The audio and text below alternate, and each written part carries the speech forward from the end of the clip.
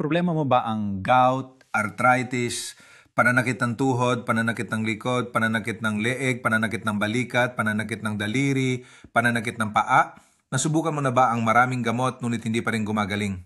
Kung gayon, kailangan mong panuorin ang buong video na ito dahil maaari ka makatipid ng hanggang 1 million pesos sa mga gastusin sa paggamot at ganap na mabago ang iyong buhay.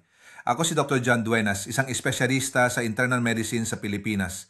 Sa aking maraming taon ng pagtatrabaho, nakatagpo ako ng libu-libong matatandang pasyente, hindi makalakad ng normal, masakit araw-araw, kailangang umasa sa kanilang mga anak at apo kahit sa pinakamaliit na bagay.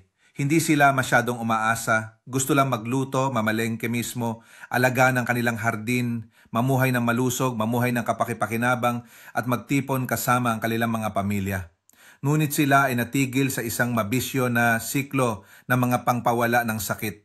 Iniinom nila ang mga ito, pansamantalang nawawala ang sakit, pagkatapos ay bumalik ang sakit, mas malala pa. Ang pangmatagalang paggamit ay nagpapahina sa atay, nakakapinsala sa mga bato, ang panganib ng stroke, pagkabigo sa puso, tumataas araw-araw. Narito ako upang ibahagi sa iyo ang isa pang solusyon.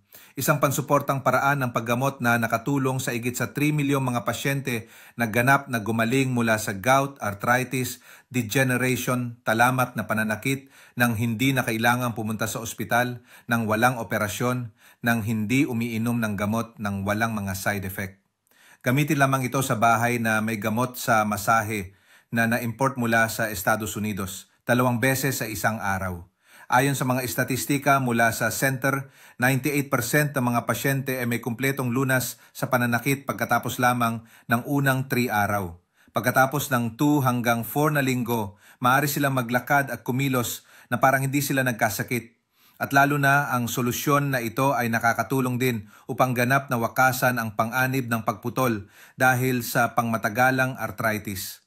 Ang kaibahan ng pamamaraang ito ay ganap itong nakuha mula sa mga natural na sangkap na ginagarantiyahan ng Ministry of Health at ng Philippine Drug Authority. Ligtas na ligtas para sa mga matatanda at higit pa para suportahan ang mga pasyente, nakipagsosyo kami sa Red Cross para maglunsad ng isang programa para isponsor ang 70% ng mga gastos sa paggamot na angkop lang sa mga maagang nagparehistro. Ngayon, kung nahihirapan kang maglakad, gumalaw o nabubuhay ng may sakit sa loob ng maraming taon, ito na ang pagkakataon mo para makatakas sa sitwasyong iyon. Hindi na